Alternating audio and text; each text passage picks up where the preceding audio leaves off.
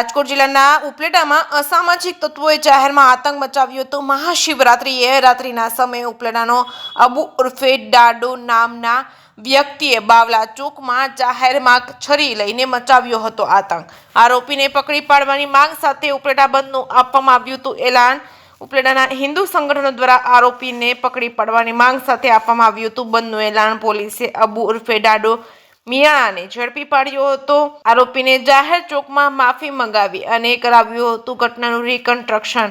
આરોપી પકડાઈ જતા હિન્દુ સંગઠનોએ ધંધા રોજગાર ખોલ્યા હતા। પોલીસ તંત્રનો માન્યો હતો આભાર।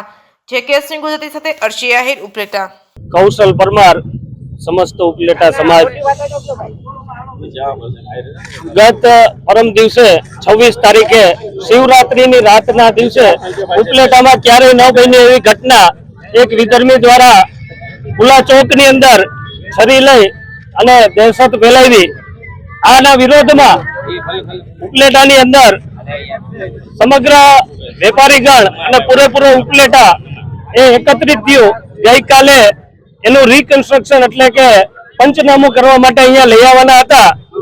હજારોની સંખ્યાની અંદર જનમેદની ભેગી થઈ હતી, પણ ગત રાત્રિએ એમને હાજર કરવામાં ન આવ્યા।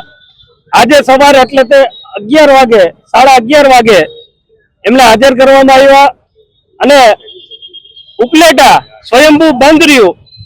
ઉપલેટા શહેરે પૂરેપૂરો સપોર્ટ આપ્યો અને આ વાત ક્યારે પણ ઉપલેટા આવી ગોજારી જે ઘટનાઓ બને છે, આવી લુખ્ખાગીરી છે, એને ક્યારેય ચલાવી લેશે નહીં। આ એક સ્પષ્ટ પ્રકારનો મેસેજ એ ઉપલેટા સમાજે, હિન્દુ સમાજે આ સમગ્ર ઘટનાને લઈને પૂરા દેશભરને આપ્યો છે। અને આ જ રીતે જ્યારે પણ આવા લુખ્ખા તત્વો ખુલ્લી છરી લઈને અને આવા લુખ્ખાગીરી કરવા માટે નીકળે ત્યારે ઉપલેટાની જનતાને મારી અપીલ છે, પૂરા હિન્દુ સમાજની અપીલ છે કે આ જ રીતે એક થઈ અને બહાર નીકળીએ। અસ્તુ ભારત માતા કી જય। કેટલા આરોપી હતા? જય જય શ્રી રામ। આરોપીઓ અંદાજિત 4 છે। એક મુખ્ય આરોપી છે।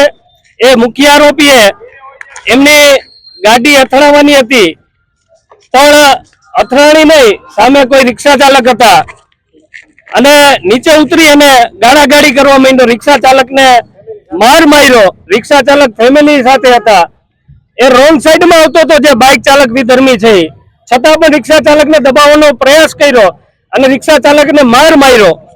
ત્યાર પછી રિક્ષા ચાલકે એનો પ્રત્યુત્તર આપ્યો તો એના મિત્રોને બોલાવ્યા।